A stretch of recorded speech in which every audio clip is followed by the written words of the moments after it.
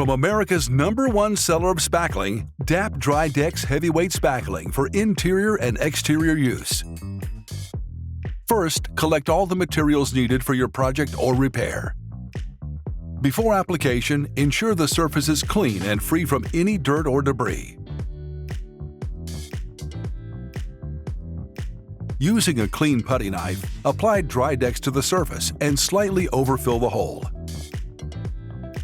With our patented dry time indicator, DryDex applies pink and dries white when ready to sand. DryDex won't shrink or crack, providing a visually appealing repair. No priming required.